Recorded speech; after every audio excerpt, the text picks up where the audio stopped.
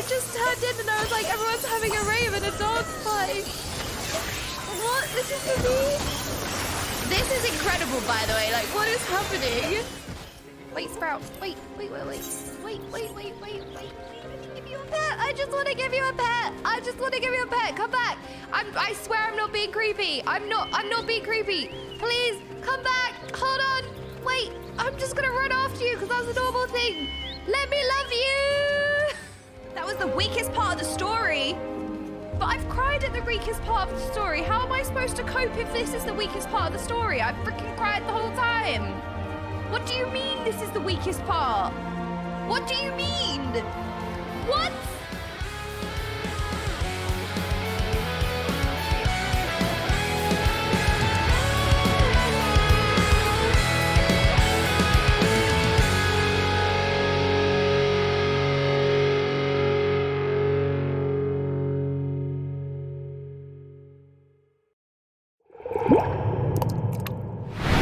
Welcome everybody to MogTalk. If you guys are unfamiliar with MogTalk, is a show based around the Final Fantasy XIV community discussing everything from Savage Raiding to Chocobo Racing. And it is Saturday, March 18th, 2023, and we're bringing on a special guest today. I don't want to stall too long, so that special guest is just sitting there, waiting for me to give a cue here. Okaymage, could you tell everybody who you are? Hello. I am a fresh sprout, brand new to Final Fantasy and any kind of game like this. Never played any Final Fantasy game. I came from World of Warcraft. In World of Warcraft, I write guides for Mage, and I cast for the Race to World First for Echo as well. So I do dabble in a few things. I also compete in World of Warcraft. I participated in the MDI, which is World of Warcraft's official dungeon esports event. So I play WoW quite hardcore. And in WoW, I never pay attention to story. I've never even leveled a character because I've boosted all my characters. All I do in World of Warcraft is dungeons and raids. So this whole experience in Final Fantasy of paying attention to story and leveling, this is a whole new experience. I've never played a game for story. I've played first-person shooters. I compete in first-person shooters. I've played League of Legends. I've competed in League of Legends. So I'm super lame. I've never played a game just because fun or story, which is really sad. Oh, that's awesome. I mean, we all have the different things that we like. It's surprising how many people don't usually care about game stories until they play Final Fantasy XIV. It's just That's part what of stopped it. me from playing it for so long, because obviously it's a beloved game. So many people love it. And I just thought, yeah, but the thing is, I just don't think I'd appreciate it because I know how I play games and I know how little I care for that and how I don't play games for that reason. And I just thought I won't appreciate it. So I'm not going to do it because I'll just not care about anything. And now I'm totally different and I'm so invested. I am so immersed and I never thought that this would happen. Well, for those who are curious about what today's topic is, of course, we were exploring Okaymage's experience throughout Final Fantasy XIV. Every once in a while, I love to bring on players that are coming into the community and discovering Final Fantasy XIV, like Okaymage is currently right now, and just kind of getting their feedback and opinions on it. And so that's what we'll be doing today. I do want to ask, just on that topic about, never really getting into games for story or anything else, I'm guessing you do care about stories and do you like read books? Do you watch movies? Do you do anything else to kind of invest you into a story? Yeah, I'm an avid reader. Okay. I used to be a really, really sad kid that would walk around with a book in front of my face, reading it in primary school. Like, how much of a nerd am I? Like, I swear I was exaggerating and making it up. I swear I'm not. I used to walk around in the playground with a book in front of my face, reading. So I'm an avid reader. And obviously I appreciate films and series. So I do appreciate story. I've just never played games for story or a solo player experience. I just play games competitively. Okay, so then tell me, what were some of the first games that you played then? Ooh, first ever. Yeah. I think my cousin had an original Game Boy. Not the Game Boy Color, the original Game Boy. and I can't remember what game he was playing. It must have been a Mario game.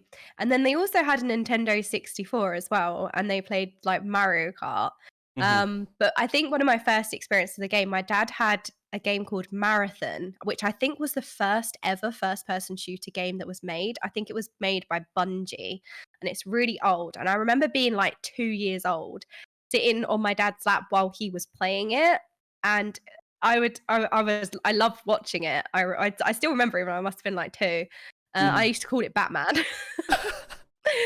But in Yeah. terms of what I grew up playing Call of Duty, Halo. Like the Halo series has such a special place in my heart. Like Hmm. Halo 3, I cannot listen to the soundtrack. You know the menu music of Halo where it's like, oh, Yeah. sorry to butcher it, but I Oh, cannot great. listen to that now without crying because it's so nostalgic.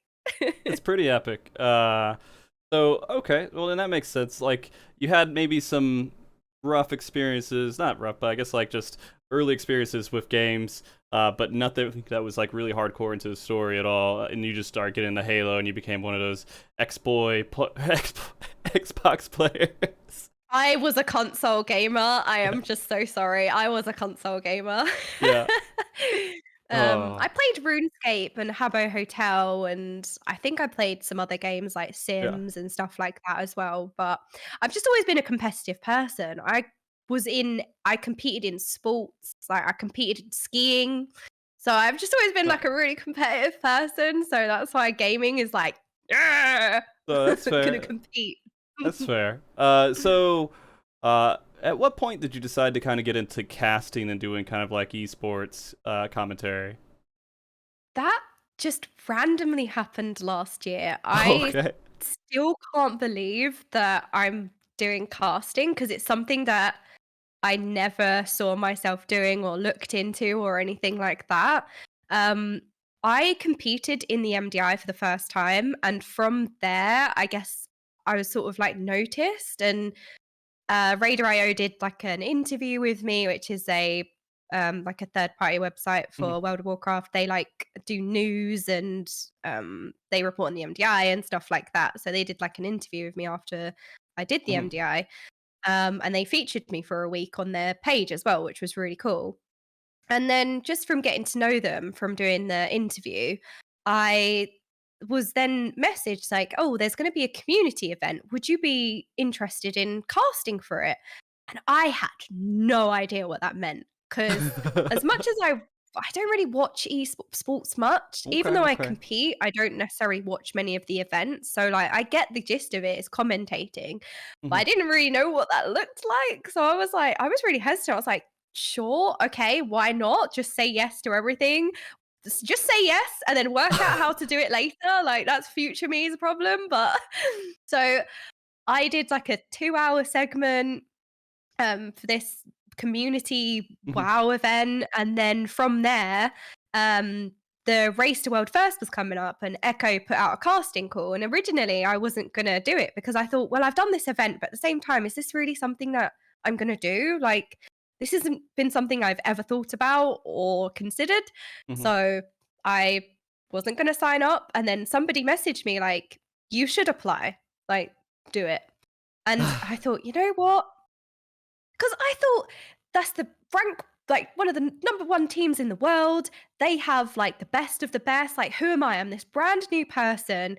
They Yeah. are already these amazing professional casters. Like, why would I apply? Like, I don't know what I'm doing. I've never done this before. So, you just talk yourself out of things. Hmm. And then I thought, you know what? I'm just gonna apply. I sent out my casting audition. I sent out the first take as well. Hmm. I sat there and I did so many takes, and in the end, I was just like, I'm just gonna send the first one. Like, I'll just send my first take. Hmm. And then they were like, yeah, we loved it. And the rest is history. I ended up casting for the very first time. I went to Hamburg, and it was such a surreal experience because there was all these people that I've spent my whole WoW life looking up to, like Preach, Stratnos, the entire casting team. And then there's all the players as well. And also a lot of people in production. And I was just so starstruck the whole time. I was like, who am I? I had the worst imposter syndrome. It was Hmm. terrible. Like, who am I to be sitting on the couch with like Preach casting? Like, this is crazy. I've been watching his videos since I started playing World of Warcraft, basically in Legion, End of WoD. So it was a surreal experience. And then Mhm. yeah, I've just been casting ever since, I guess. Any opportunity, I'm like, sure. Yeah, no, I can compare to that at least a decent bit. When I started at MogTalk, which was like 8 years ago, I had no clue what I was doing at all, and I was like, let me just turn it on and just see what happens. It evolved from there, Yeah. and then at some point, I didn't even think about doing commentary or casting or anything. But then I just worked on a couple of community events to kind of whatever was going on for PvP in Final Fantasy 14. And then we just started doing the world race stuff a little bit as well. And then Square Enix reached out and they're like, "Hey, you want to come on and do commentary for our PvP stuff at FanFest over?" It's like 2016. I was like, "Yeah!" That's so cool. So I immediately just start practicing with the other person who was going to be going on stage. Like for 3 months, we did nothing but just look at PvP videos. And just try to do commentary a few times a week. We'd meet up and just fake it until we felt confident and good about it. And That's it's so good. You'd be surprised how many commentators are literally just going on there and doing their best, and it just kind of works out because it does. It's nerve-wracking when you get there and you're like, oh shit, I'm about to be live in front of people. I actually have to do something and be good at it in the next couple of seconds here. But as soon as you get into it, like that first minute or so, and you start talking, and it all goes away and you just get into the zone, right? Yeah. It's always the worst thing. Like, it's just that anxiety before you do something, isn't it? And then when you actually do it, it's fine. But it's Yeah. the apprehension of like, oh. Yeah. But no, apparently you're doing a great job at it, and I have a lot of respect for Echo. Echo has had a amazing entry into the Final Fantasy 14 sphere as well. And they're still trying to do raids right now. It's taken them quite a while. It is surreal to me that the fights take this long as a WoW player. I'm like, what? I thought when we did Sepulchre last year, that was that was probably the longest streamed race, like a modern day race, and it was a month. And I thought that was tough. Yeah. They've been at it for a long time. To be fair, they weren't in the world race kind of situation where they're doing 16 hours a day, going really crazy hardcore. They're doing about healthy hardcore, I guess, Yeah. 8 hours a day. And they're taking vacation. Yeah, not hardcore, just 8 hours. Yeah. So I mean, it took the world first team a good bit, I think it was 10 days or so. And that's, it's one boss. It's one boss, so it's a little crazy. That is crazy. Yeah. Yeah, because it's a bit different in Final Fantasy. I'm learning the differences now between the raids. They're just different, aren't they? You just can't compare them. They're just totally different experiences. Yeah, no, they are. And the whole world race scene and going through all that stuff is a completely different experience as well. Just the challenges that are really there, and different perspectives of, gear is one of the biggest differences between the two. But before we go too much into that, I do want to make sure chat and everyone else is aware where we are spoiler wise. So you told me, but if you don't mind saying it again, and I know you're being safe about it, but just in case, where you are in the story, so we could be. Like, where am I in the story? I think I'm at 2.3. Okay. I defeated Leviathan. I think I'm at Bahamut. All the names, the words, everything. Panic. Oh no, 2.3. It's very overwhelming experience. You said it at first. You said it offline. It was Ramu. Oh, Ramu. Yes. Yeah. Ramu. That's the one. Ramu. Yes, that's where I am in the story. So, post ARR 2.3. Ramu. Yes. Yeah. Because Or I've been doing coils, so that's the most recent thing. But I think that's a side thing. It's not necessarily the main story. is so It's it's like a not. I wouldn't side call it thing? side. I wouldn't call it side. Ah. It is a branch in a way, but Mhm. definitely I wouldn't say it's side. I You mean, it know, feels pretty important lore-wise, so it's definitely yeah. not a side quest. Yeah, everything in A Realm Reborn is pretty like canon major stuff that you probably, Hmm. except for like the side quests, like the stuff like go pick 9 apples for me because I feel a little bad today. That kind of stuff's not that important. But the Even though you do raiding, that in the MF2. I went to Costa del Sol, and there was a titan threatening the whole entire Eorzea, and we were fetching wine and cheese for like 8 hours. They did not.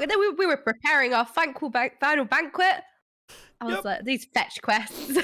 We have yeah, Titan to stop. This is not alarming to anyone. We need to age some wine. yeah. Although, to be fair, it's worth it for cheese, so I can't complain. Cheese Cheese, is life. I mean, cheese is pretty good, and if you pair it with wine properly, it could be a great experience. But yeah, no. So tell me, story-wise, kind of, this is the first one you're really getting into, and I'm gonna let you know, I was really into the WoW story at first too. I had books I was reading on the WoW lore, and I was like diving into all the, where Thrall came from, the orcs before they came to Azeroth, like all this stuff. Like I was really diving into the lore, and Final Fantasy XIV knocks it out of the park for sure, in my opinion. Recently, I can't say that I'm an expert in Final Fantasy XIV lore, uh, but I'm very familiar with the story. But I do want to hear your opinions on kind of going through this. What are your thoughts just about everything? Things that stand out to you, why you care so much about it, why you're enjoying it, things like that. So the first thing that strikes me about Final Fantasy is how shiny and glowy it is. It's unbelievable. There are so Yeah. many shiny things, and I'm just like a toddler in a candy shop the whole time. I'm like, and then in terms of the story, Yeah. it just shocks me how much attention to detail there is. That's what keeps like blowing me away. The Mhm. amount of detail in the game, from the music to like, I love orchestral music. So Mhm. I'm really at home listening to all these different music pieces, and they add so much. They add so much. Oh, what's the word? Not environment, but they just really add to the story. It's so hard to explain. They're Yeah. so atmospheric. That's the Th- word I'm looking for. Yeah, the And they atmosphere. just add so much. Yeah, to your just like, even if it's a bad guy, it's really dramatic, or a good guy is very dramatic. Mhm. Yeah, it just adds so much atmosphere. And it is the small things. It is the small things in this game. Mhm. And I feel like sometimes I'm paying attention to wording, and I'm like, does that mean something? Is that foreshadowing? I don't know if I'm looking into it too much sometimes, but it is just awesome. And I feel so attached to the characters as well, which a lot of people are like, you do realize you're like 25% through the tutorial, or at least I was at that point. And I was like, yeah, but I really care about everyone. I'm really invested. That's And what everyone's does like, it. she's not going to survive this game. It's rough. It's rough. I have talked to many people who are very defensive about multiple characters, and I'm like, this is a video game, but it really takes you away from believing it's a video game, and you get really attached to everyone like they're your friends. And it's Yeah, exactly. weird. Because like Yeah. when you watch a film or a series, like you're obviously very invested in the characters and the story, and you care about it, but there's something very different when you're playing it. Like it's so much more immersive. Like you're playing the series or film that you're watching, and it's just so immersive. Mhm. That's what really gets me, the Mhm. immersion. It's Yeah. incredible. Yeah, and they Square Enix has always done a really good job with music overall, but this game has been led by the composer Soken, which I don't know if anyone's gotten you familiar with his name yet, but he's a literal music god at this point. So Yeah. hundreds of game tracks, hundreds of them, and you're gonna be able to enjoy all of them at your own pace. I mean, I am so envious of your situation and a lot of people who come into the game at this point, because you have literally so much content to just enjoy and invest, and you have no rush. There's no rush to it. I mean, you don't have to be up to date if you're trying to get there and live when the expansion comes out, you probably got like a year or two. I mean, you're okay. Like a year and a half. No way, is it that long? Yeah. So when I completed Realm Reborn, I got like finishing credits and I got really upset. I think I even cried. Like, I'm not ready to see end credits yet. I feel like I'm just starting. And everyone was laughing at me. Like, you do realize you've just done like 5 or 25% of the tutorial. And I was like, what? And everyone's like, yeah, you're literally crying about the tutorial. And I was like, what do you mean? How am I going to survive the rest of it? And everyone's like, yeah, you're right. You're not going to survive. But I loved it. I was so sad. I think it's because I don't really know what to expect because I've never played story games. When I'm seeing credits, I'm like, is the base game over?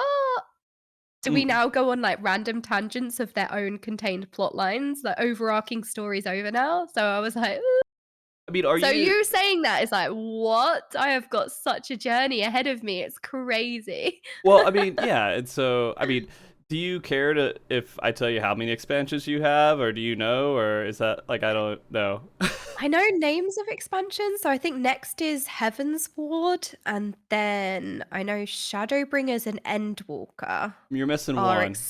expansions, Yeah. I think. So you have Heaven's Ward, you have Stormblood, then you have Shadowbringers, then you have Endwalker. Okay. So you're pretty close. But everything that this is Realm Reborn's pretty meaty. It's a big one. And then you start getting to the expansions, and those have a pretty big size to them as well. I think all of those are at least meant to be like 40-hour, 50-hour games at minimum for like the storyline stuff, right? And so you have 1, 2, 3, 4 more to go. Oh my god, I got a long way ahead of me. You got a lot of stuff. I know why everyone was like, why are you crying at the tutorial credits? Yeah. And those are just the base expansions. We're not including the patches that were added on afterwards and all the raid content and the other content that's story relevant. So you have a lot of content to go through. So, and again, we would expect the next expansion sometime summer of 2024 as what I'm guessing. So you have enjoy it, pace yourself, don't like rush through it, do it all at your own pace, because it's worth it 100%. Yeah, I think it's just so addictive as well. Like, I end up doing these streams that end up being like 8 to 10 hours, and I don't realize how much time has passed because I'm so like into the story, and I just get so carried away, and I'm like, oh, it's been 10 hours. Oh, I should probably end the stream and like rest up. I just don't realize how much time has gone by. I feel like a kid again, you know, like a brand new game and you just play these like demon hours. Yeah. Oh, yeah. And see, that's why I'm so envious, because you get to go through all this stuff. They also did a lot of rework on A Realm Reborn that you're playing through right now to kind of optimize it for new player experience. So you're going through a nice clean slate that's smooth. It's not like it doesn't have all the rough issues that it had originally. So I mean, I remember starting World of Warcraft back in the day. I was like, nothing can really compare to that. But fresh players going into Final Fantasy XIV might have at least some level of comparison to that. So congratulations. Who That's always a convinced question, you? isn't it? Yeah. People ask, like, if there was a video game where you could have your memory erased and replay a video game for the first time again. So in the past, I've had a lot of different answers to that. Would you probably answer with this game? There's a lot of good games out there, but yeah, this has the most content to it. I would say. I always hear Terraria as well. Terraria is always one I hear. I think I used to say Terraria as well because my first Terraria playthrough was so good. You know, I wish I could do it again, but now I'm like, oh, now I'm playing a game. This is a game. This is what I would want again. Yeah, it's definitely a good one to claim a reset on. But a lot of the Final Fantasy games, I mean, they're really good. And then if we want to go into like the really heavy story games, we could talk about The Last of Us. We could talk about a couple of those because that was a whole journey and experience in itself. But you don't have any clue because you don't play story games. This is your only one. I'm such a loser, honestly. I'm literally there just like playing battle royales like Apex Legends, League of Legends, just like total loser. Yeah. World of Warcraft raided and Mythic Plus. When did you get into World of Warcraft, by the way? Oh, that was I finished. So I started to play League of Legends on my laptop. So that's when I started to get into like more PC games. Okay. And then when I finished uni, I came home. I got really sick. So um, where I was at home, obviously the main TV was used a lot, and I didn't have a TV in my bedroom, so I couldn't really play the console that easy. So I was just playing on my laptop, like on the sofa, Mm-hmm. and that's when I think there was a wave in WOD where people were like, you know what? A lot of my like cousins and like friend of friend uni sort Mm-hmm. of people were like, play WoW, and I resisted playing World of Warcraft for my whole life because I knew if I played World of Warcraft, I was gonna become addicted. I was gonna lose my whole life. So I avoided it. And then here I am years later, Your life is addicted. lost. Your life With is my whole lost, life. right? It's gone. You don't have it anymore. I delayed the inevitable. Yeah. But I mean, like, it puts you into a pretty good situation now. I mean, you're pretty happy with the situation, Yeah. I assume, now. So. Yeah, now it's fine. But there was no way I know myself. I would have got addicted and then my whole life would have been World of Warcraft and I would have like failed all my studies and Mm-hmm. all that. I know I would have. Whereas now, that's when I started to get into it. So I ended up joining a daytime raiding guild because I had like a traditional family Mm-hmm. dynamic at the time of like dinner was quite sacred. Like, I don't know if anyone can relate to that, but like we would have dinner together. It was really important. And like if you were raiding, it's usually like 7 p.m. or something, which it interrupts the family dinner. So I ended up like looking for a daytime raiding guild, and I'd just be sitting there on my sofa on my laptop, like raiding in the middle of the day. So that was like my first experience of WoW. Nice. And you said Warlords of Draenor, right? Yeah, I always say that I started in Legion, but technically I started in WOD. I boosted my character and then I didn't really do much. I took a break and then I came back towards the end and I did a bit of raiding, but I didn't really know what was going on. Mm-hmm. And then I didn't play again until Nighthold in Legion, which was probably about halfway through. And that's when I started Mythic raiding for the first time, and that's when I started doing Mythic Plus dungeons for the first time as well. So like that's when I kind of started to play. I say properly in terms of how I'm used to playing, like Mythic raiding and Mythic dungeons. Yeah. No, that's actually pretty interesting. I feel like I've had this conversation with a couple of people, and a lot of people left at Warlords of Draenor, but a lot of people came in at the same time and started their journey in WoW at that time, which was really crazy to really think about that. But, you know, WoW's still doing good, and they put out a few good expansions. A lot of people are really obsessed with them. They put out a couple not as good ones, from my understanding, but they put out some pretty good ones. Yeah. Yeah. I mean, I'm going to be really controversial. I actually really liked BFA. I'm going to get cancelled. I'm going to get ding-donged, but I really liked BFA. I loved that expansion. Yeah. But I think it's because I was new to the game. Mm-hmm. So like how much grinding you used to do, like I loved it. I loved clearing the map of AP World Quest because the game was new. I had fresh energy. Yeah. I had the energy and the time to spare to sweat out that expansion. But I couldn't do it now. Mm-hmm. I think if BFA came out now after a couple of expansions of endless grinding and tedious taxing systems, I wouldn't be able to do it now. But because that was my first experience of the game, I was new. I was sprouting in World of Warcraft. So it was like I didn't know better and I wasn't burnt out yet. So I had all of the energy in the world. I just loved it. I used to do islands, grinding AP. Mm-hmm. Sorry to trigger anyone with the islands. Everyone remembers spamming islands for AP. It was not a fond memory, but I liked it.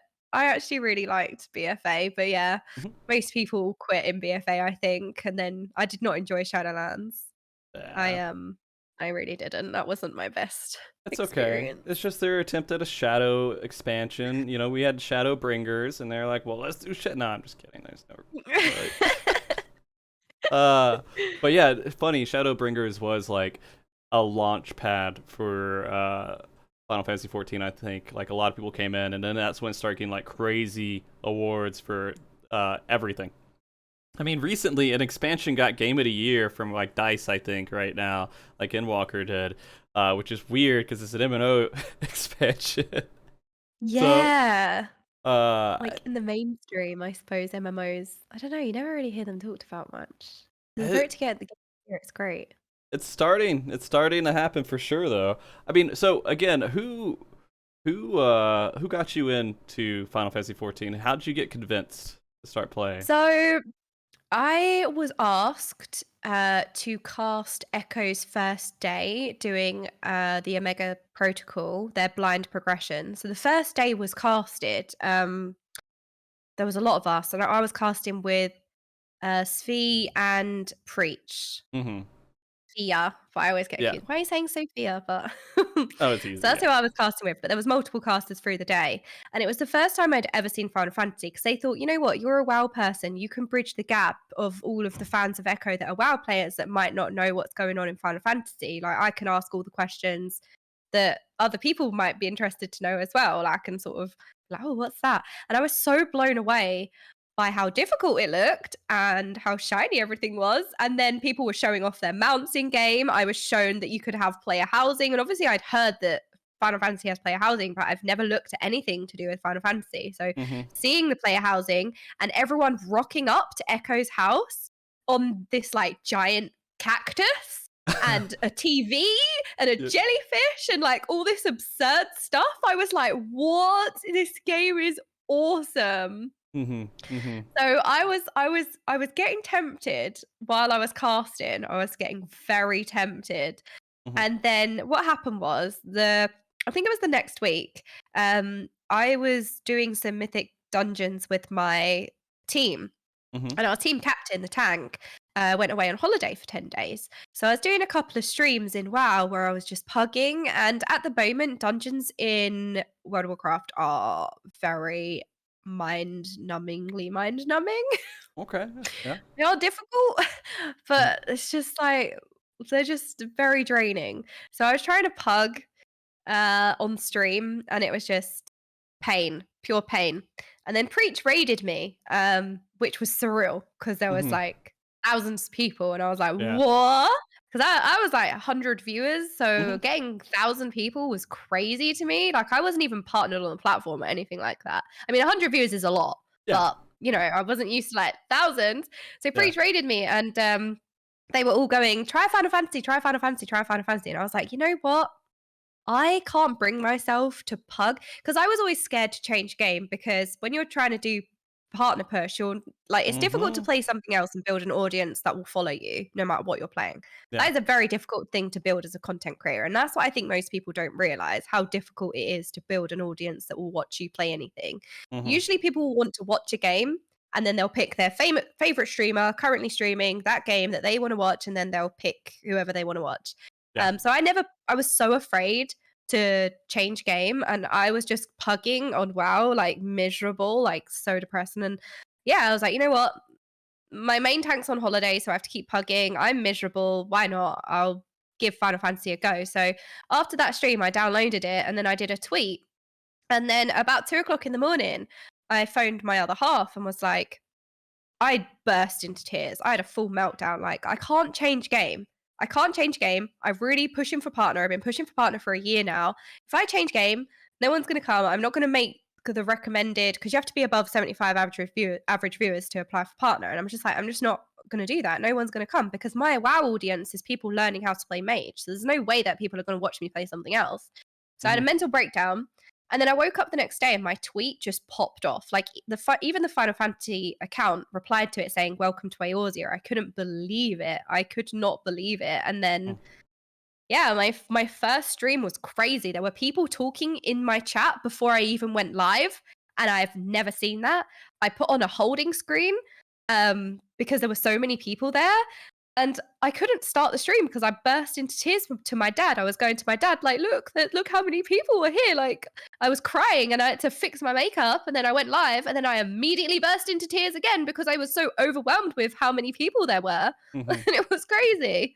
But yeah, playing Final Fantasy is probably like the best thing I've ever done. Other than say yes to casting and sending off that audition tape the first time, which led me to casting for Echo. It's like one of the best decisions of my life. Absolutely. And Final Fantasy 14 has made a lot of careers, to be honest with you, streaming careers, just by people coming to try it out. because the Final Fantasy XIV community is just so addicted to watching people go through the story. It is for like the first time seeing their experiences and everything else. And if they're familiar with you from somewhere else, they're going to come and they just want to see you cry. They just want to see the tears come off of your face. And so I didn't know that, and I bloody cried so much, especially that first day, because I've never seen so many people before, like, in the stream. It was absolutely crazy. Yeah. I think I fed the vampires very well. They've been very well fed. Yeah. And so, I mean, and yeah, I understand a Twitch partnership thing. I started doing MogTalk in 2015, and I didn't get partnered until like a year or two ago, to be honest with you. Like, even though I had way past the numbers, I did everything, just for some reason it never worked out, and then randomly they just gave it to me at one point after one of the races. Oh, good. After like one of the world it's races, so hard. And so that was a horrible journey for me. I was frustrated. I was angry. I was bitter. I'm still a little bitter. But no, I actually got an email saying I have a partner manager. Apparently, I didn't even know that. So apparently, I'm going to set up a conversation with him. So that's a whole interesting thing. And I just recently went into full time myself. And that's like, because I've only done the podcast and I've only done the world races and everything else, but like I'm at a point in my life where I'm like, I want to try to be happy a bit with my work and what I'm doing. I can relate to that. That's why I basically played Final Fantasy, because I was like, before even though I had the breakdown, I was like, you know what? For the first time, I'm going to choose happiness. I don't care if however many viewers I don't get. I wasn't expecting much. Certainly not above partner asking. And I just said to myself, you know what? I'm just going to choose happiness. I'm going to play Final Fantasy. Yeah. Because it will make me happy. Yeah. And if I have to put the partner dream on hold, I will put the partner dream on hold, because your happiness means more. And pushing for partner is difficult. Not difficult. It is a very tedious grind, and it does take a lot from you. Yeah. And I mean, you were saying as well. Yeah, it does. It just makes you. It's like a validation. That's really literally what most of it is, because you still get subs, you still get ad revenue, you still get everything from affiliation. It's a little bit different, but at the same time, there's a validation saying, "Hey, Twitch recognizes that you're a valuable piece of." They've made a decision to say that we want you to be partnered. It isn't just an automatic process or anything else. They make a decision on the channel, so it feels good. Yeah. I mean, ultimately, it's just a tick. That's what I used to keep saying. Like, I applied about 11 times. I was applying over the space of a year, and I was just like, it's just a tick. Like, it doesn't change anything. I'm still going to be me. The stream's still going to be the same. Being partnered means nothing.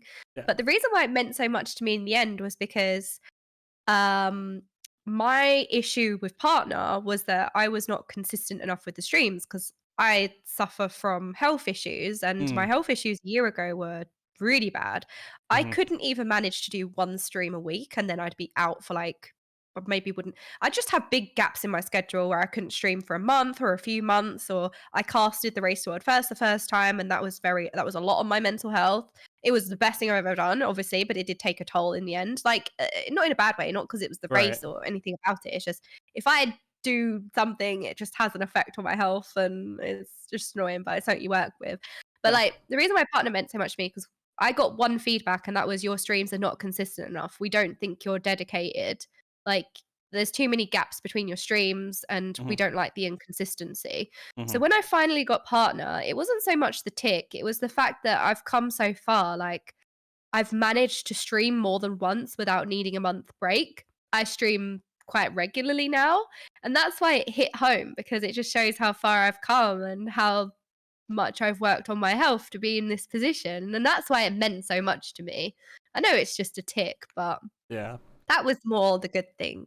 I probably cried when I found out live on stream. I cried for like 2 hours. It was crazy. And then it's just, when you think, oh, people out of context are like, oh, it's just a tick. But it's like, no, it's about how far I've come. It's like, my health has gotten better. I've worked on it to be in a point where I can now stream consistently. That's why I'm happy. I feel like it's a huge achievement and milestone. That means more to me than anything else. Yeah.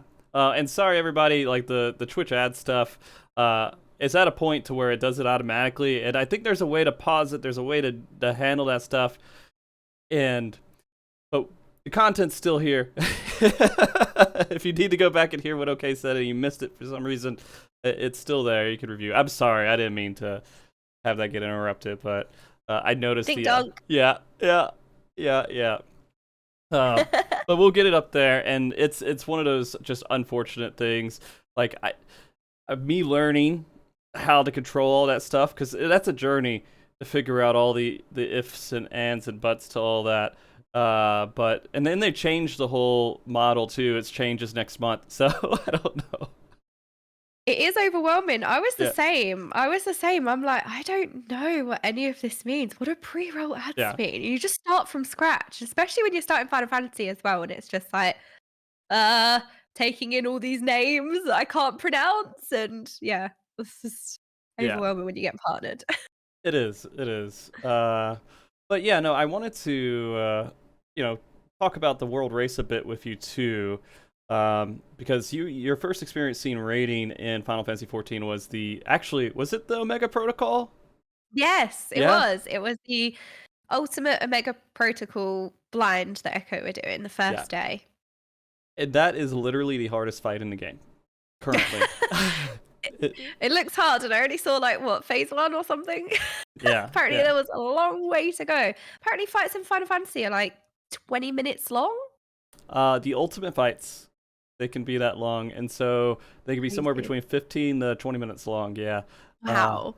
And it's, again, the hardest content. They make it literally for the very small percentage of people who want to have a very difficult challenge for their raid group, and because it's a spectacle to watch, and so many people watch it on Twitch. And the thing is, there's no way to see that stuff unless if you're doing stuff that you shouldn't be doing. But that stuff isn't public information until someone clears it on stream or they post up a video on YouTube. So you're not even you don't know what the phases are, you don't know what they're doing with the fight unless you're watching people go through it themselves. And so it's become a huge deal to watch that kind of content, which is a little bit different. Very different from WoW. Yeah, I don't know. In WoW, do they get every single part of the fight in PTR, or is that they cut off a couple things, right? They don't usually put the last boss on the PTR, but you do have a dungeon journal which kind of talks about it basically gives you all the mechanic names and what the mechanic does. Yeah, but makes sense. You still have to piece that together with the arena and see how it works. So it's not really instructions of how to do the fight, because you sort of but how's that gonna look? Okay, you get a bomb. How do you deal with that? And then you see the arena and you're like, oh, okay, well the bomb goes in that hole. Yeah. So yeah, the last boss isn't usually on the PTR. Gotcha. But the other bosses are. I think they're doing raid testing now for the next patch. Actually, I think the raid testing was this week. First batch around raid testing. Yeah, and that's kind of scary too, because we have the next world race happening. That's not going to be ultimate. It'll be the Savage tier, which is kind of like a sprint that only takes a day or two, versus the weeks of ultimate. But that happens around the end of May or early June, so pretty close to when WoW's doing its piece there too. I think when was it again? April or early May? I don't know if they've given an official date yet, but I think that's the speculated timeline. Okay. I think end of April, early May, I've heard thrown around. Yeah, just because people start thinking, right, the PTR's gone here, and then they start working mapping it out of right. Usually the PTR comes X amount of weeks before it goes live, and people start piecing together it like that. So I don't think it's officially been announced when it's coming, but people are speculating. Got it. I mean, that's kind of what we have to do with the world race in Final Fantasy XIV, which kind of sucks, especially when you're working with sponsors and you're working with scheduling people and everything else. Yeah. It's because you do a lot for the race to world first in Final Fantasy. Because I would say recently the race to world first in Final Fantasy is popping off. A little bit. I was tempted it, but I was like, "Oh, I'm not gonna know what's going on," and also, like, I don't know, I didn't wanna Don't want to be I don't know if spoiled a I bit. always knew in my head I wanted to try it, and I always just actively stayed away from anything Final Fantasy, but I was very interested. Yeah, no, the world race is something I've been personally involved with for like since trying to add the years together. Sorry, in some It's way. been so long. Yeah, a very long time, and it was really just a Google spreadsheet is all I did for years. Is I would put up a Google spreadsheet, Oh. someone would tweet out they cleared it, and I'd put a time and date on there, and I would just keep a ranking in there, Aw. and that was it. And then I think sometime around, I don't know, God, it's so hard to piece all this stuff together. I think it was 2018 time frame, maybe 2019. Let's see, Shadowbringers. I think it was 2019 time frame, maybe. And actually Method, right before they had a little falling out. I think some issues there. They came on and they were like, "Hey, let's go ahead and just bring it on, and we'll do a live event." I've never wanted to do a live event because I'm like, that's too much fucking work. I'm not going to do that. How am I going to organize all these different people, and everything else, and keep up with the rankings? And because there's no good API in Final Fantasy 14, Hmm.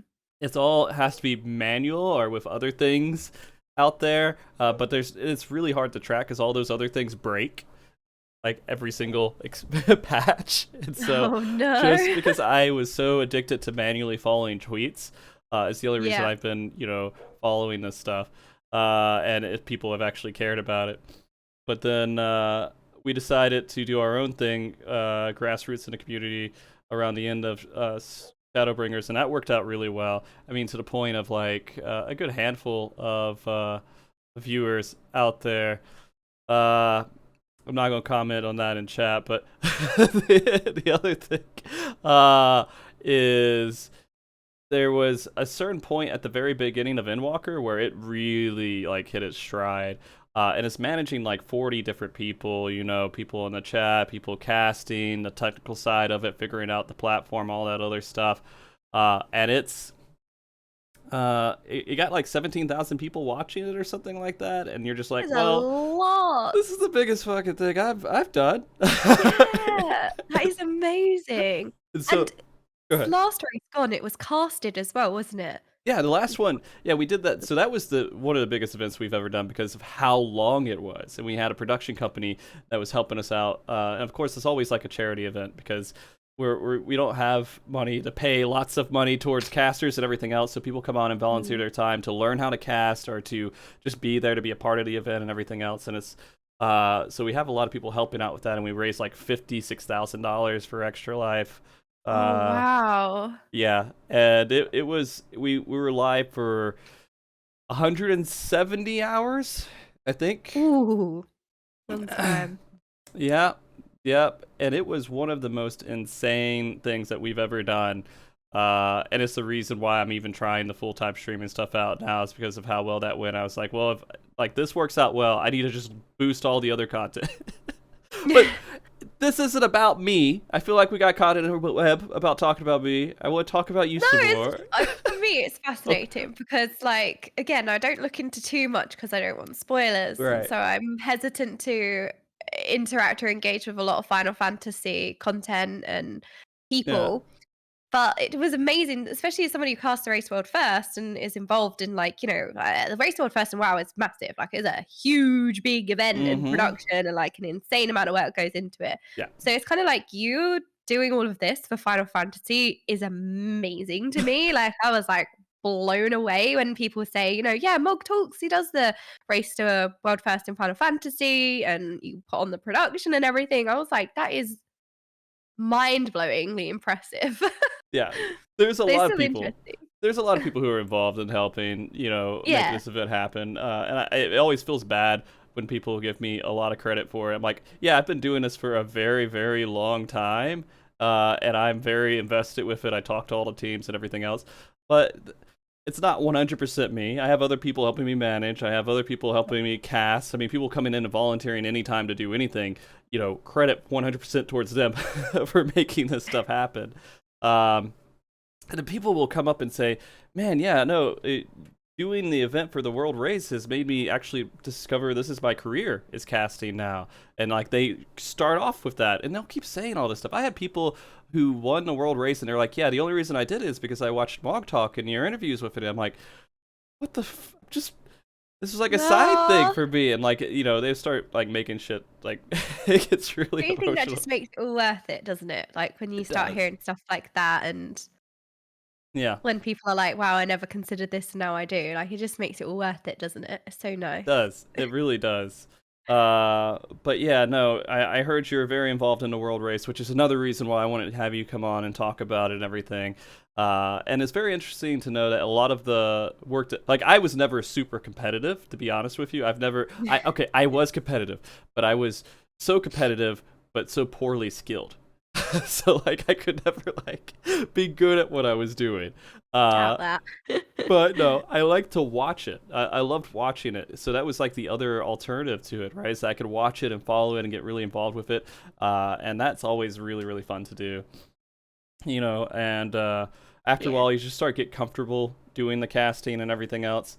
Like being on stage at FanFest a couple of times was like humbling enough for me to like. I bet that was such a surreal experience. Yeah, it is a little bit crazy, and it was for PvP, which at the time wasn't too like super popular with Final Fantasy XIV. They haven't really had a huge kickoff yet there, but it's still fun to do, and there's a lot of really passionate people behind it, and so that was surreal, 100%, and that's why I'm so like deep into the Final Fantasy XIV community. I'm not going anywhere for a very long time until Final Fantasy 17 comes out, and that's the next MMO, right? I don't know if that's going to be the next. Surely. Yeah, surely though. But yeah, this has been a huge part, and so seeing you come in with the world race background, actually being a pretty good player, likely a good gamer in some sense or fashion. My mum says so. Yeah. My nan. Your dad? Hold on, say that again.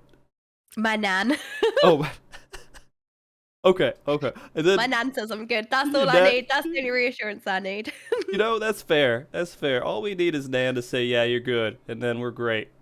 We don't have to worry about chat. I don't know what's going on. She watched the Race to World first, and they don't have BTTV or 7TV extension on their browser.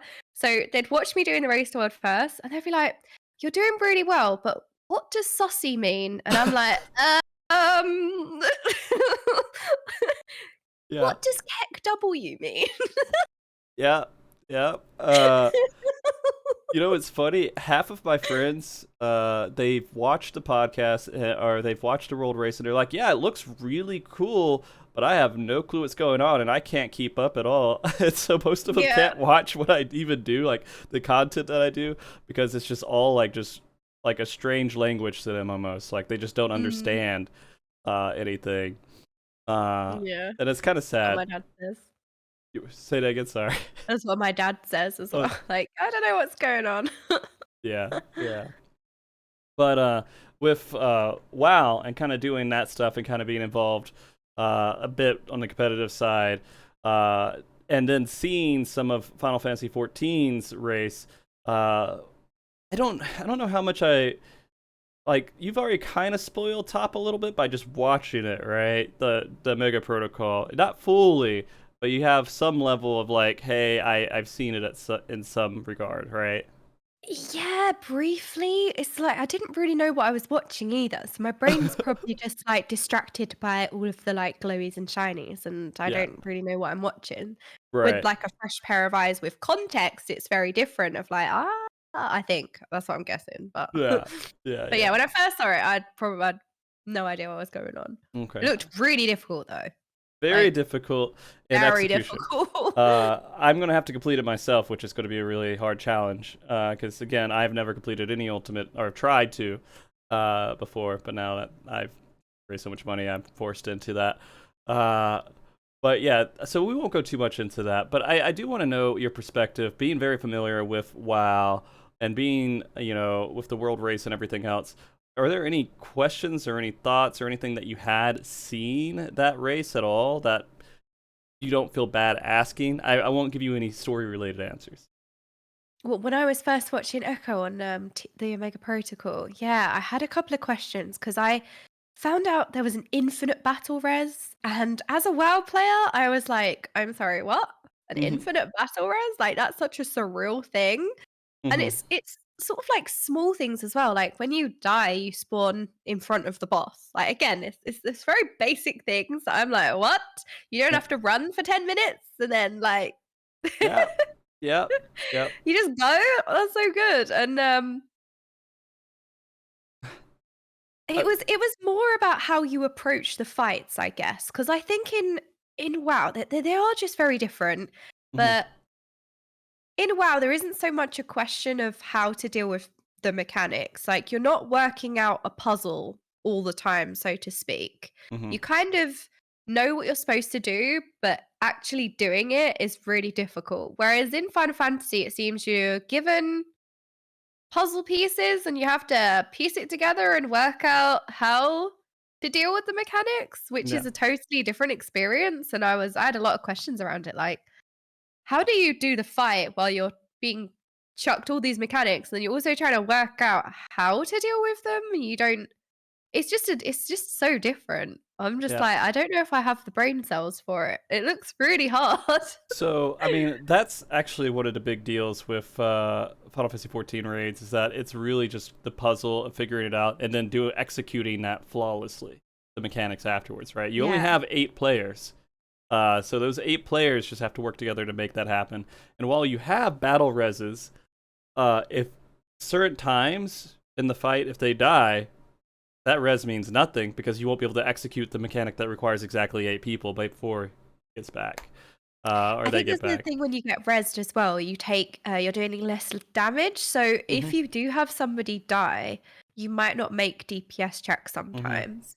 So I Yeah. was learning about the battle reses, and that was fascinating to me because obviously, wow, you I think oh god, everyone's gonna correct me. You get a battle res, the exact time has Yeah. left me, but you get a battle res every so often on a Hmm. timer.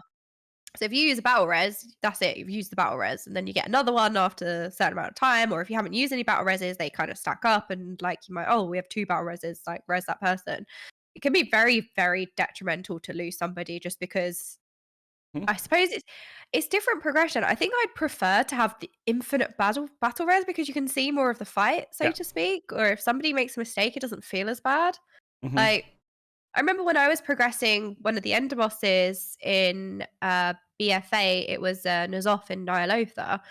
If any 20 of your people on your team made a mistake, like even get clipped by a swirly, like a very simple thing, Hmm. it was over. And that was like a 10-minute fight. So everybody had to play perfectly, which I'm sure is the same for Final Fantasy. But when you're progressing a fight like that, it becomes very tedious if somebody has got hit by the swirly and you have to start again. Hmm. Whereas I think because they're dying, you couldn't res, and then you'd lose sanity. It's just different. Yeah. Whereas when you're early on in progression in Final Fantasy, you can res that person. Yeah, it might not be a kill because you might not make a DPS check, but you can still learn the fight. You can Yeah. see the fight, and that feels like healthier progression rather than oh well, someone's got hit by the first swirly that comes out, we'll go again, sort of thing. Like Yeah. we've lost all of our progression. There's nothing we can see because we can't get further without you know with you that have made that mistake. Yeah. So it just feels bad. And there's 20 people as well. So, Hmm. 19 other people, well, you yourself, like the 20 people trying to play perfectly is hard. It's a large amount of people. Yeah. It is. It is. And I mean, sorry. If I sit for too long, all the stuff starts to build up in my throat. But you're welcome, chat. But yeah, no, it is a big difference. It is a huge difference for the amount of people going through, and then if you have to do it perfectly with the execution, if you 20 people is much harder than 8 people. It is. 20 people is a large amount of people to coordinate. And I didn't play WoW back in 10-man raiding, so I've never known a difference. But like through playing with 8 people, it is a very nice raid size. I kind of Yeah. understand why people love it so much. Yeah. And so it feels more intimate in Final Fantasy XIV in a way. And I think that the other big difference that I don't know if you talked about this at all during your casting was just the gearing aspect of it, right? Because gear is super important in WoW. Actively getting that while the raid is out and people are progressing on the fight and everything else. But in Final Fantasy XIV, they set you up to where you can get all of the gear that you need to meet the DPS checks without needing to get more gear for that fight. It's only there to help advance it if you want to, and maybe make some of the checks a little bit easier. Yeah, that was very surreal to me. I think gearing's just changed. I think I didn't play. I played since Legion, so I'm classified as a WoW Zoomer apparently. So Okay. I've played like modern day WoW. But for me, like you need gear to complete the content, which is how Final Fantasy tackles it. Like, whereas I think it's a very old-fashioned mentality of like the gear is your reward, Mhm. and it doesn't quite fit anymore. I think gearing's just changed over time. Like now, I need the gear to do the Mhm. thing. I Yeah. need the gear to do Mythic Plus, to kill the boss. It's not a reward. Like, to me, it's still crazy that the best gear drops from the last boss in WoW because, well, you've killed the last boss. What do you need the gear for? Like, the raid's over. And I know you have other content. You've got Yeah. PvP and you've got Mythic Plus, but you understand what I mean. It's kind of like the gear is not a reward. I need the gear to do the thing. Yeah. So to hear that Final Fantasy was a bit different of like, well, you already kind of have the gear before you even go in. So really the difficulty is the raid. Mhm. I much prefer that. It Yeah. makes sense to me. Yeah. Like having the gear there ready, rather than it being like, oh, you've cleared the whole thing now. It's over, but here's some of the best gear pieces. Like, all right, well, Yep. I guess that makes a rekill easier or whatever, but Yeah. yeah, it So was just a surreal thing to me. I thought that was modern day MMOing, let's say. there is a way, like, so the gear really is there for uh, how the dynamic kind of works now is the Savage tier comes out. You get the gear from that, and that helps you with Ultimate, and what you get from Ultimate is just really, really shiny. And so the reward from it is just a very shiny reward. And so That's it. I'm doing ultimates. yeah, Shiny? yeah, super shiny. The Ultimates, Easy, right? yeah, Ultimate. That doesn't sound too difficult.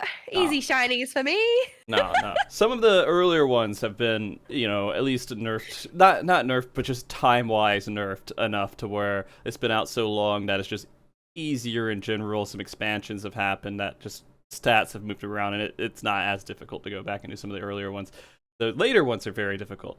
But yeah, I think that with the gear that at least Final Fantasy XIV's mindset is, the true end game is Glamour, which would be Oh, yes, I've transmog, heard right? this. Yeah. So I understand that. I get so excited. I make a big deal about changing my glam every day because I want to use the items. Like I said, I'm used to playing a game where you do bare minimum. So if I've ever played like Minecraft or Terraria or anything, I Mhm. have a house that is a box and it has loads of chests everywhere, and that's it. There's no personality, there's no design, it's just practical. Mhm. And then I get like clothing items and they go in a box. I get decorative items and they go in a box. And I never use them because in my stupid brain, they don't have a purpose. It's just, but it's weird. Oh, I'm strange. no, it And I makes think I was sense. playing like Stardew Valley, and I put all of the housing items in a box. I put all of the clothing items in a box, and I'd never use it until I stopped one day, and I was like, this is a whole area of gameplay that I'm just missing out on because I'm not doing it. So then I made an apparent change where with the seasons, I would decorate my house. I would change my outfit every day, and it just added so many layers to the game that I was missing out on. So now that I'm playing Final Fantasy, I make a a real staple of the first part of the stream where I change my outfit for the day and like, oh, we're going into coils. I'm gonna change my outfit. Like that's some badass outfit ready to take on coils. Because it just adds a whole layer of gameplay that now I enjoy. Yeah, no, it's huge for Final Fantasy XIV. There's so many cool ways to make your character look good. I don't do any of them because I'm a horrible person. But Glamour is huge They even have a mini game where you get judged on the glamour that you have every week that you can do, which is pretty And the interesting. golden saucer. Yeah, yep. I've done that. Have you? How My much? first ever golden saucer, I got a 69 rating. Oh yeah, Nice, easy. very nice. Yeah, that's awesome. Yeah, gold saucer for Final Fantasy 14 nostalgia players is a huge deal. Huge deal. And so it's interesting that a lot of people who come and play the game get extremely addicted to that because there's so many little mini games. When I don't know if you know the history of the explosion of content creators coming to Final Fantasy 14 like over the summer of like, was it last year or a year before last year? I remember there was that major point where it felt like everyone just went over to Final Fantasy, like all the big creators all went to Final Fantasy, and yeah, I obviously missed that and stayed away from that, but I think it was a couple years ago, wasn't it? Yeah, it was. And then that's when Asmongold played that summer, and it's a structural event to the game's life. It really is. Because he came in and with 200,000 people basically watching him, which is pretty intense for the Final Fantasy 14 community. And then that's when all of the different like addictions for watching content creators go through the story started. I think it became like a really big deal. And so we haven't had as much of that recently because it kind of died down. Then, you came in, and this was a perfect time to revitalize some of that energy too, right? I had no idea, honestly. I really do live in a bubble because I don't spend any time on social media other than occasional posts. I'll post or do a tweet, but I really don't spend much time because I just can't cope with it all, especially with my health. It's just too much. I can't process so much information all the time. Yeah. So I do very much like keep myself to myself, my own little bubble. I had no idea that watching the MSQ was such a big thing that people love watching, and I honestly, I just had no expectation. I just thought, you know what, I'm miserable playing well. My main tank is away. Why not try something else? Like, I'll give up, give in, I'll give in, I'll try something else. And I did not expect any of this. And the thing that's blown me away the most is the community. Again, I didn't know. I've heard that the Final Fantasy community is amazing. Obviously, like you hear bits of information every now and then, but my experience, the Final Fantasy community, I have been blown away with how amazing, welcoming, wholesome. I have never experienced anything like it. The support is unreal, and it's been such a blessing to experience that. I'm just so blown away. Yeah. So I'm not going to do a WoW versus Final Fantasy 14 community comparison, but I assume you've had different experiences coming into the Final Fantasy 14 one. Final Fantasy 14, they care a lot about the raid scene and everything as well. There's a lot of players out there, but there's just a lot of players who just enjoy being in the world. I feel like it's more of, you can definitely treat it like a theme park MMO of people who just want to be in a virtual space around each other, geeking out about things with the game. People who've played Final Fantasy 14 forever, people who haven't played Final Fantasies ever, like yourself, right? I never played any Final Fantasy game. Yeah, and so a lot of people really enjoy just like all this wonderful stuff that's in the game and getting to relive that experience through someone else in a way. It's kind of like what we were talking about before, doing a reset. They can do a semi-reset by just watching you do it. Yeah. So with this, I think that and they just stick around even if there's not like there's DJ clubs. They're like, oh my god, I could not believe that. I went to my first party and I was told there was a DJ, a real DJ doing a real DJ set, and I was like, what?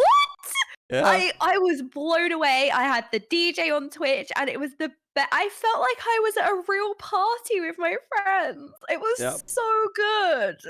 Yeah. It is insane. There is no other community that I know of that has done anything like this before with DJs in the house. And the house scene is insane.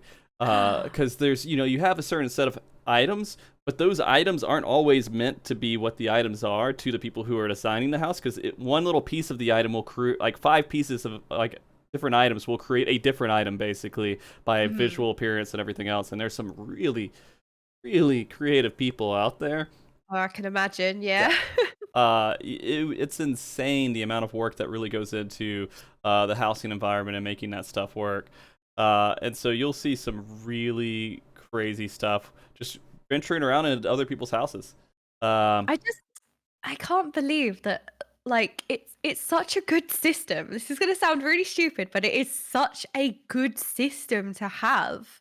Yeah. Like a house that you can decorate. Like, it seems like such a simple thing, but it just adds so much. Like, it's crazy to just walk around a plot where people have like houses and people hang out, and I can't believe how social Final Fantasy XIV is. Like, the world feels alive. Like, the other day, there was a bard playing in the city, and I just sat listening to it, and it was. I feel like it's just such simple things that are blowing me away. That's why I feel like such a simpleton. But there's so much life in the game. It's so wonderful. Yeah, no, it is very alive. And this is why, like, it definitely feels like a real, true MMO, like what we would expect it to be back in the day. Of people just getting on to be in the world, in a way. Yeah. But you got, again, housing, you have, and there is some level of, hey, it's hard to get a house. Just by the system, it's very difficult to get a house. If you want to get it on the server you're on and not go to one of the unpopulated servers. There's some very unpopulated ones you could go to and get some houses for sure. But there are, there's that. There's lots of mini games, lots of mini stuff to do. Like, a lot of content in Final Fantasy XIV doesn't age as badly as it does in other games. Like, you can always go back to it. Like, all the raiding stuff you're going to experience, that it has some age to it, but you could still go back and do them and enjoy doing them. And so I think that was a huge thing for the developers, is to create a world where they're stacking content, and it's not like keeping one set of bit of content that you need to do. You could literally venture out and do whatever you want. You don't run out of stuff to do. I haven't done everything there is to do in Final Fantasy XIV. I haven't had the time to do it, but there's been a lot of things that I haven't done, and I got, like, going back into full-time streaming now, I have so much stuff I can do on stream. It literally just doesn't feel like it runs out. But that's why, again, if you need content for your stream, you're not going to run out. you just aren't. I was so worried when I had those post ARR credits come up. I was like, no, not ready. Yeah. But yes, I've been told that there is a wealth of content and I shouldn't worry. Yeah, no, not at all. And again, take your time with it. I mean, I do want to ask you a bit about, because this has been an unexpected change in the last month or so for you, right? Like, last 2 months? Surreal. Yeah, I mean, I got partnered as well, finally, because I was managing to do some consistent streams, and my viewership has blown up like every day. I suffer from terrible imposter syndrome, and I'm like, I don't understand why this is happening, and like, me too. It's surreal. It's surreal. I went from about 100 viewers, which is a lot. That is a lot of viewers, to like 1,000 now, and I'm like, when I'm reading stuff, I don't know. I always get really bad performance anxiety whenever I put my stream on anyway. Like, no one can be watching. It's not how many or people watching. It's just it being on. Yeah. And now it's like, oh my God, there's so many people here. I don't know why anyone's here, but I was just so blown away, and I'm so appreciative of, I don't understand what's happening, but I'm so grateful. Yeah. No, I agree. And I think that it's one of those things where, again, looking at the future, your future looks, I'm assuming, much different than it did a month or two ago. Yes, that's the other thing. Like, when I was just playing World of Warcraft, I knew who I was as a creator. I made Mage guides. I was a contributor in the Mage Discord. I would help people. I would spend all of my days helping people. I'd be going through log reviews, VOD reviews, helping people get better at the game. Again, like making guides, competing, You know, so I'd be posting dungeon runs on my YouTube channel. I knew exactly who I was as a creator. Now I'm like, for the first time, I don't know what my future looks like. And that can be a good and a bad thing. I don't know who, I'm like, oh, I need to reevaluate who I am as a creator, because it's so much more now. It's so Mhm. much more than just making mage guides and Yeah. helping people. I can still do that. I'm still going to do that, obviously. Mhm. But, you know, I'd bring out one video for the season, basically outlining and helping people to play for the season. And then that's it. So really, I have the time. It's not like this is clashing with the time. I can Mhm. still make guides and I can still help people. Um, and I still play WoW as well, which is a bit controversial. I play more than one game. But yeah. Yeah. Yeah. So I'm still playing WoW, still doing some keys in WoW and stuff, still maintaining my WoW character, because it is. I'm not raiding in WoW. I've stepped down from raiding just this tier because I was so burnt out. I was so exhausted. I needed a break. So this has come at a good time. Mhm. Yeah. This has come at a good time. That's awesome. But yeah, no, for the first time, I'm like, I don't really know who I am as a creator anymore, but it's a good thing. Yeah, yeah. But I mean, you're enjoying yourself for sure, right? You're enjoying doing the story, doing this completely different thing than what you've done before.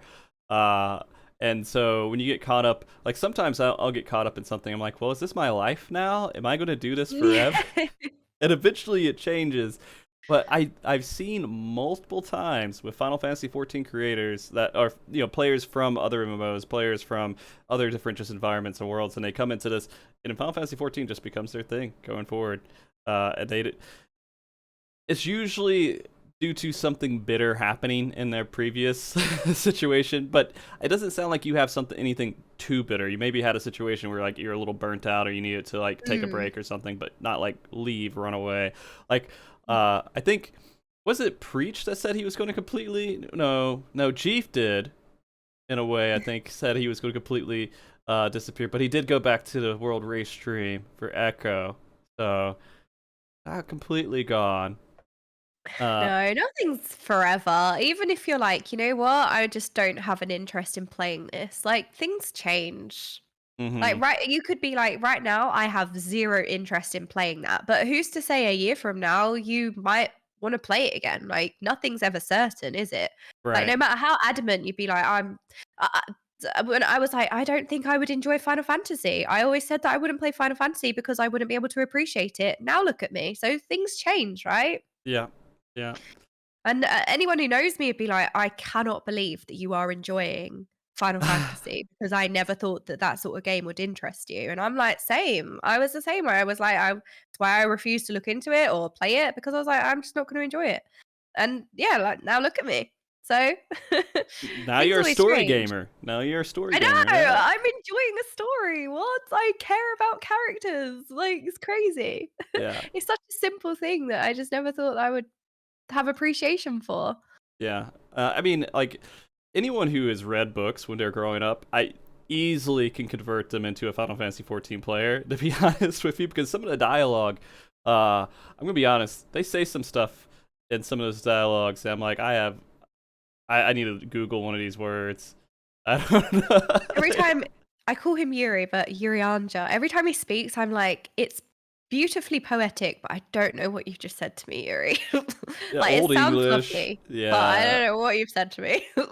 Yeah. And it's pretty intense. I didn't understand any of that. Yeah.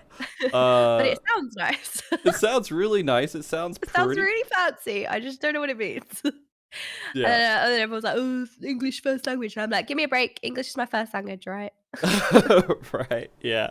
But yeah, getting into it and then like seeing how the dialogue was kind of written out. The localization was done wonderfully by the Square Enix team, and the guy who leads that, Koji Fox, has done like an amazing job with doing that. And this is the only game where I've actually met and talked with the developers and the producers and everything. Like, I've never been wow. involved with any other game this way, but they are so freaking amazing, and they're legitimately good people.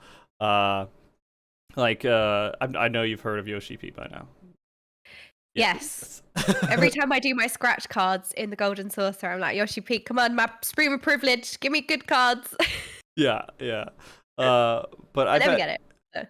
So. No, I get it every once. Do you do the Oh Y? yeah, we Do get you the do 1, 2, Y? 3. always go for 1, 2, 1, Yeah. 2, 3. My chat's taught me. Yeah, yeah. Do you know how do you scratch it off though? Like, do you scratch it off in a Y, or you just randomly hit it? Like, I'm randomly clicking, mostly because it upsets everyone. okay, that's fair. That's fair. I won't tell you my I like optimization chaos, code. and I'm just like, we'll just do random. There's no system. Okay, that's fair. That's fair. But yeah, no, I've talked to Yoshida a couple times for interviews and other things, and he's always very legitimately serious about things. When you talk to him, like interested in what you're saying and answering it properly. And I can't say I can imagine having that from other game developers, but then again, I've never had the opportunity to do that with other game developers, so I don't really know. But I don't think there are very many gaming companies out there that are considered like idols or rock stars in the gaming industry where you would see them and you're just excited that they exist and the type of person they are, right? Because if you ever seen Yoshi P, he looks like a rock star, like celebrity, has rings all over his fingers and everything else, and he's just like this amazingly nice person. No, I've not seen, but there is an emote. I've seen the Yoshi P emote, and he does look like a rock star. I see that. Yeah. But yeah, I've not seen anything Final Fantasy. Like, I am totally a fresh sprout. I've seen nothing. So I am very curious. Are you going to at least watch or try to pay attention to the fan fest when they come up, or do you feel like you're afraid spoilers that stuff might happen during those events? I never had like gaming friends growing up, and then I started really getting into streaming and stuff before lockdown, and then lockdown happened. So I'd never really been to conventions or anything like that, or met game people who play the same game as me in real life and stuff like that. Mm-hmm. So last year I just said yes to everything. Like, I went to TwitchCon and stuff like that because I've never done that before.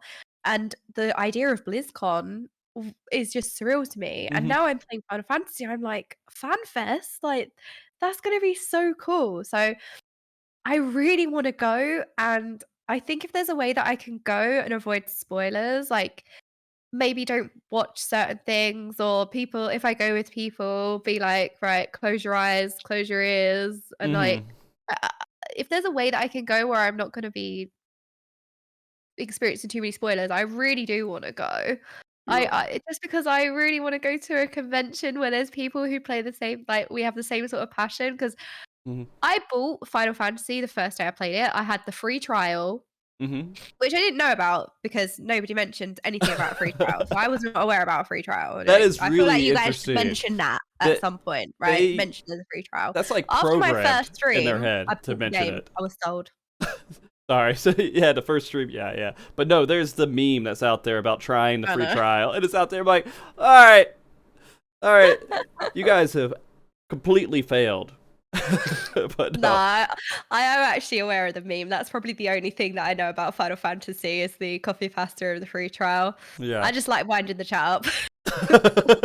Okay, I just wanted to make sure because I was going to be super disappointed. I'm super sarcastic sometimes. Like, I'm running around the city like, oh, you guys, these cities are so big. Why is there not an easy transportation system to get around these large cities? And everyone's like,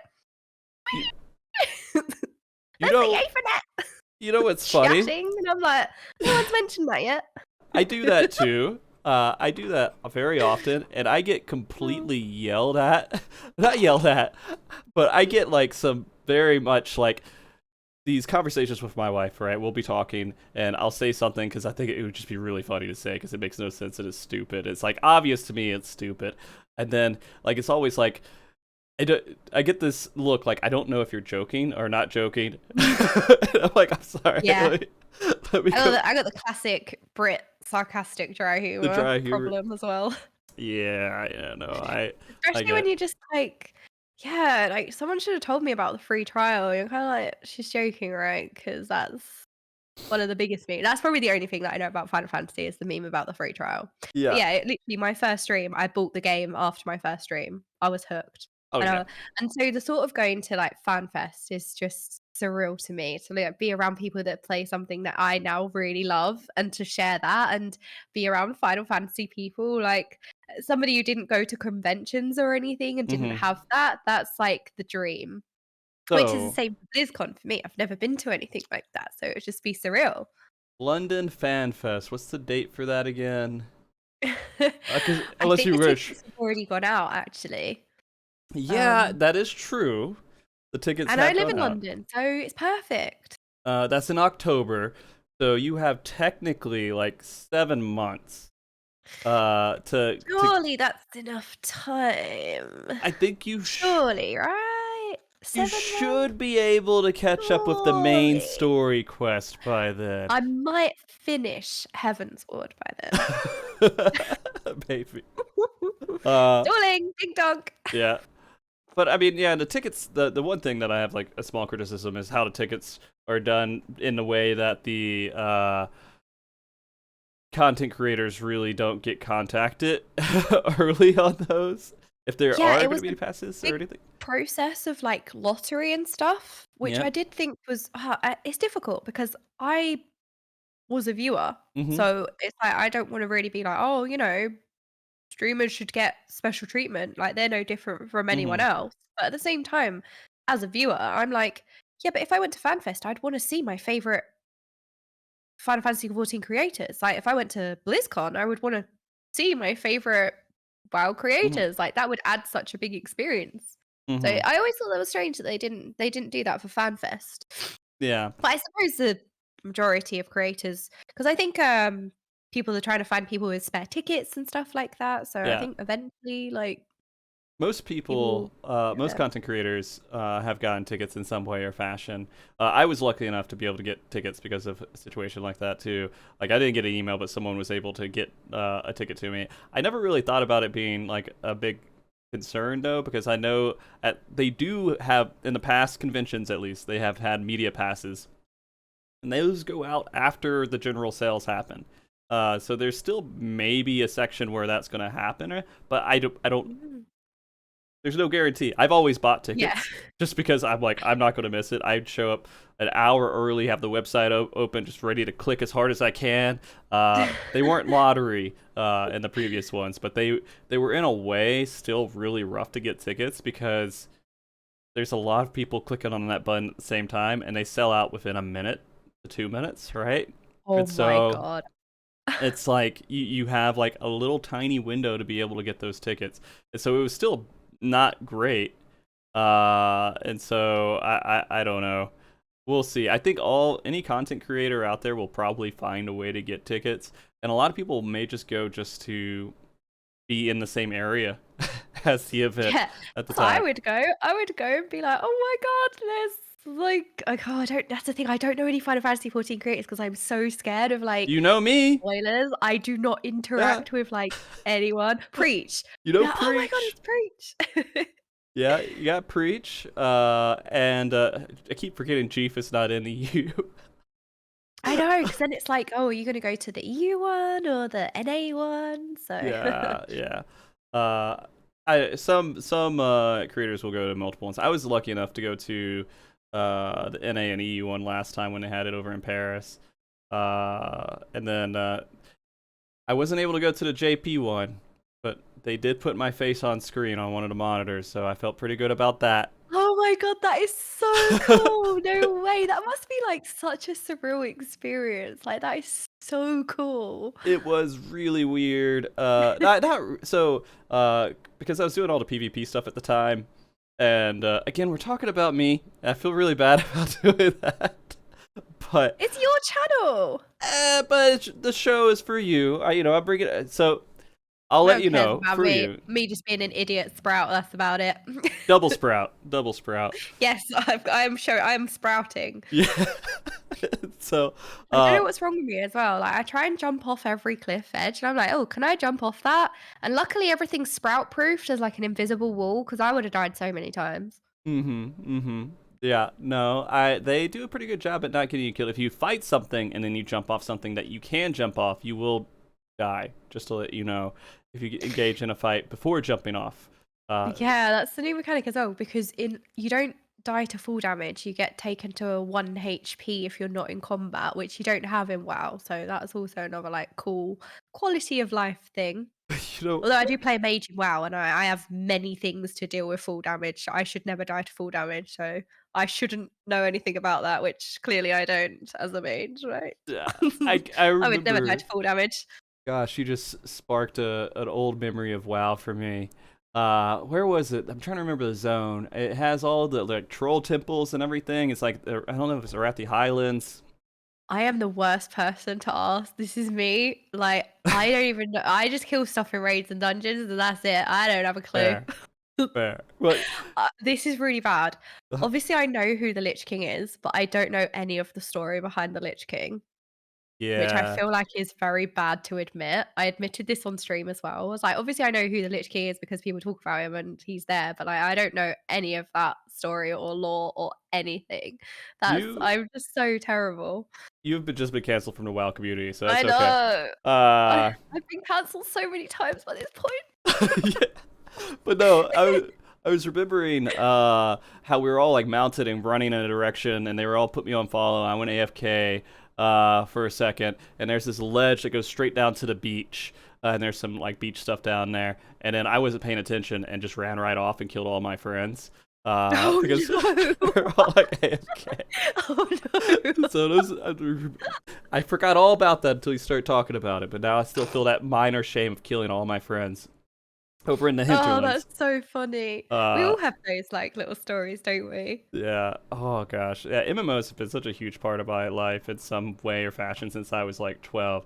But now Oh. I keep forgetting that's like 24 years now. I'm an old man at this point. I've been around for too long. Yeah, definitely. I just got into it late, so. Okay. Fair. Well, so future-wise, we were talking about that a little bit with you. It's kind of unsure, but Final Fantasy XIV seems to be in there somewhere. I'm assuming for quite a while. Yeah, I am fully invested at this point. Like, I am hooked, and apparently, I literally have done just the beginning of the tutorial of the tutorial, and I'm hooked. So. Yeah. I'm in for the long haul. I'm very interested in raiding, and I'm very interested in ultimates as well, because naturally people are like, this is very difficult, and the competitive nerd in me is like, well, I want to do it then. Yeah. So like, even when I finish and I'm max level and I'm doing end game content, I don't think it will finish with the MSQ for me. Like, I want to do ultimates. Yeah. You got I'm ready. ultimates. Not Yeah. ready, but like, I've got a long way to go, but I'm interested in them. Yeah, the raids in Final Fantasy XIV are amazing. I think they're some of the best designed fights in all MMOs ever. For my experience, at least, and my very biased opinion, of course. But yeah, no, I think that raiding is definitely something that is going to keep you for a while. There's lots of other content in there that will take your attention, even after the main story quest is done. There is so much content out there, exploring all the different jobs, because you have one character with all the jobs on it, right? That is such a novelty, because I say this all the time. I'm not somebody who is interested in having alts or playing multiple things. I usually Mhm. specialize in one thing, and that's it. Mhm. I've never played anything other than Mage in World of Warcraft. I've never had an alt. I've played Mage, and that is it. And Mm. I don't know why. I just don't get drawn to playing other things. Mhm. Until I witnessed my first cutscene in the game. Like, proper fight cutscene. It was the post ARR. We were going to fight Leviathan, and Leviathan was going to be summoned. And there was a cutscene with Yugiri, I think her name was, and Thancred, who pulled out all of these like really cool fighting moves. And I was like, okay. Like, it blew me away because it was the first like proper cutscene. And right, where you weren't just standing Mhm. around talking. And I was like, okay, they look really cool. And then when I got out the cutscene, because I rewatched it in game as well, because I was like so blown away, I wanted to watch it again immediately. When I came out, there was a few people who were ninjas, and they were using ninja abilities. It was like orange flames and dice or runes or something, and it just Yeah. looked really cool. And I went and swapped to rogue, and I started doing the rogue quest line, and then I was hooked on the rogue quest line, and I don't know Mhm. what Final Fantasy is doing to me, honestly, because I have never played melee in any game. Never played melee. So Mm. that was the first. Never Yeah. played a rogue. And I'm like, what's happening to me? I'm evolving. You know, that was the first new job they introduced to the game, I think. That was before the expansion even came out for Heavensward. Uh, yeah, no, completely understand. Completely understand. You have multiple jobs ahead of you that are going to spark interest. So get ready for that too. The fact that they're all in one character as well, because obviously you don't have that in WoW. In WoW, you Yeah. have to make a whole new character, which is the job or Mm-hmm. class, and you have to make an entirely different character. And everything that you've progressed on your main, like currency, Mm-hmm. rep, everything is reset to 0. So that's the problem with WoW, is that like you have your main and you grind all this stuff, and then you have to do it again on an alt, and like the bar just kept getting higher and higher and higher for alts to catch up with a main. Like there was a lot of tedious things you had to do, which has died down a bit now. But the fact that you can just have one character and you can just freely change job is the most surreal thing to me. Like it is so good, especially when I'm arranging parties where we're doing dungeons, and I'm like, oh no, usually in WoW I need to like 2 tanks sign up, and I can't have them both in the group because we don't want 2 tanks, and now people just change, and I'm like, oh well, this is easy. Right? Yeah, Yeah, no, it's so good. it's really nice. I mean, alts still exist. Like I'm gonna have Yeah. to level up my EU alt because I need to get that one maxed out. Just because I have to do the different regions as well. Yeah, that's the only thing with regions, yeah. That's pretty much it, though. I mean, you could play any server in your region. You can transfer over to different data centers and everything else, and so it makes it really friendly to go and play with other people from stream, which is so great. It feels so good to like have like a whole stream of people, a whole chat that will come and help you and play with you when you need them and everything else. And so that's another fun Yeah, part. it's been surreal. Like, even my first day, I didn't know what I was looking at. I just saw so many people like raving, Mm-hmm. and then it was a welcome party for me. And I was like, oh my God, this is surreal. And it's so many like random things as well, like people just doing squats with like NPCs because the NPCs are squatting and then they join in the line, and it's just like little things that people add so much to my journey in the background. Like it's really cool. And then I remember I was in Coerthus and I learned the throw emote, and if you're in snow, it will throw a snowball. And I just randomly had a snowball fight with whoever was around, and it was great. Yeah. It was just good. It was so much fun. You know, I feel like the Final Fantasy 14 community has like this list of things that they have to do, and I think you've only hit a couple of them. So you're gonna have a few more experiences, maybe like that, because there is I like, hope so. I hope so. It made my day that we just randomly went on a tangent and had a snowball fight mm-hmm, in game as well. Like it, and we went to a party, mm-hmm. and one of my mods, Presea, it was her birthday the other day. We went to her birthday party, and it was just amazing. Yeah, yeah, It was just, I get all sentimental now, but it's just so cool. I love it.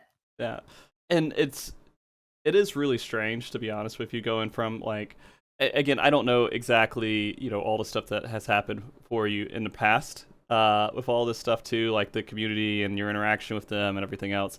But just like leaving like one situation and just jumping into like, it feels like a bed of cushions, right? Of people who are just all nice and cozy and warm and only saying nice things and very welcoming. It's so Yeah. surreal, and it's not Yeah. even, and it's not fake, right? That's the crazy part of it. There's no there isn't even dry sarcasm there about it, right? It's all like real stuff. None of this Brit humor. Get Yeah. it out.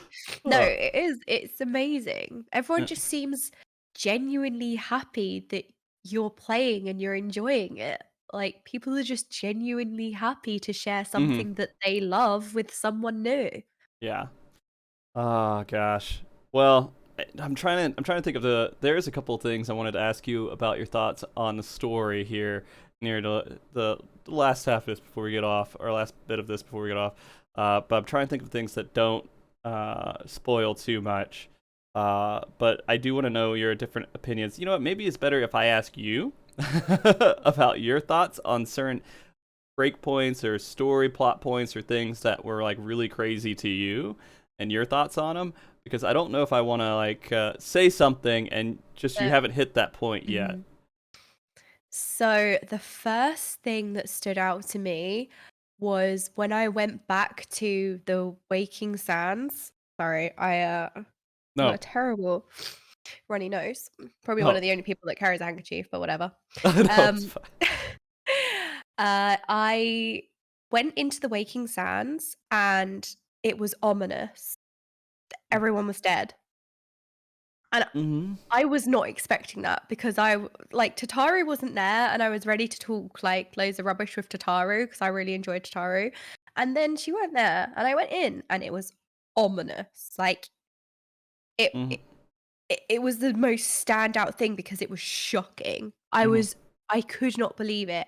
There were just dead bodies around and the air was just thick with it was like a horror movie. It was like a Yeah. horror film. It was crazy, like the tension and there were a couple of times when I went back to the Waking Sands, like after we restored everything and I moved past it, and I got like hit with some kind of PTSD of like that first moment when I walked in and everyone was dead, and it was just a shock. Like that was surreal. Mm-hmm. That really stands out. And I don't know if I'm the only person, but apparently I love the sylphs. They are my favorite. Yeah. And I love them so much. And when I think it was Noxia. I think it was Noxie. She died, and I was so upset because Mm. I love the salad ones. They are my favorite. I love the way that they Mhm. talk, and I can't stop talking like them. Mhm. That's why the chatting ones are the chatting ones. I'm the stalling one, the streaming one, Uh-huh. and I can't stop talking like them. They are my absolute favorite. Mhm. And yeah, that whole thing was just shocking. And then I think the next thing that really stood out to me was that first animated cutscene where the characters were fighting and it was just really epic. And Mhm. there have been times when the music has just completely blown me away as well. So Mhm. they're the standout things so far. Yeah. Pretty crazy. Actually going through some of that storyline. And you don't really uh sometimes you forget, but this is actually a pretty adult story. Like it has some It pretty gets yeah. dark. It has moments because, like, for example, I had a moment where the Domans, I think, were refugees, Mhm. and we were looking to get them an audience in order, I think. Oh no, we were bringing them to Revenant's Toll for them to move in with our new base, Mhm. and it was a time where it was like, "Oh, you know, you can go play with the like."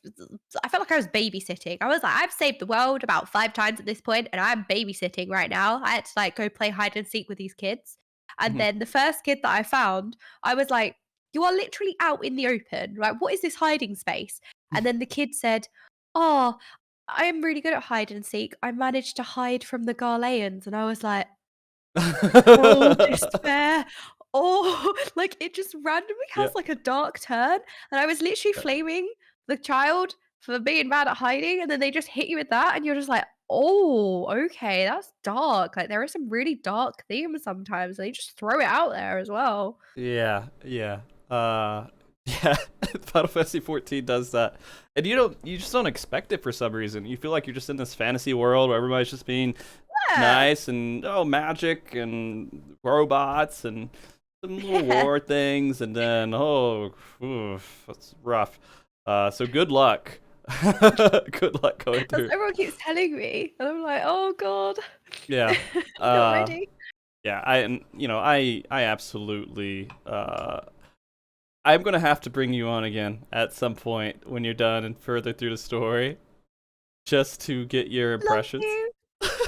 Yeah, because it is rough. It's a rough journey. Well, I mean, again. I It's don't the think best journey. it's the best It is journey. like anything, has ups and downs. Yeah, because there is so much to talk about just in the story overall.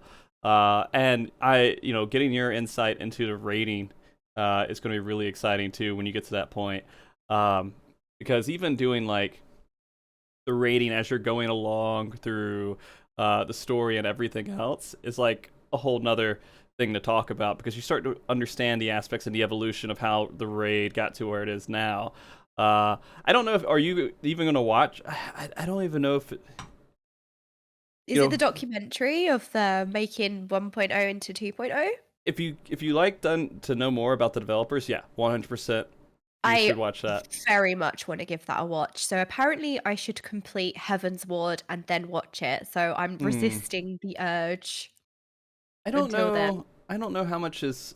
Is it before Heaven's Ward? I can't remember if it was before or after. Chat would know. Been really good at keeping me up to date with like, right, this is a good time to do things. So I can't remember. I think it was after Heaven's Ward because there was some light spoilers. I could be wrong.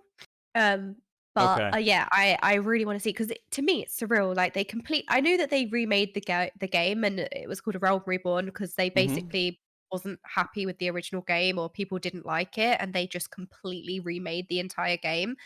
And they wrote that into the lore. Like, to me, that is such an amazing thing that they actually rebuilt the whole game anyway. Like, because sometimes like you have to really suck up your ego to be like, right, this thing that I've created isn't good, no one likes it, we need to completely rebuild it, basically. And like, that's such a surreal thing, and they've made such an amazing, wonderfully loved game. So you know, it was worth it. So watching a documentary about that would be so interesting. They did it before Fortnite. I'm definitely open to it.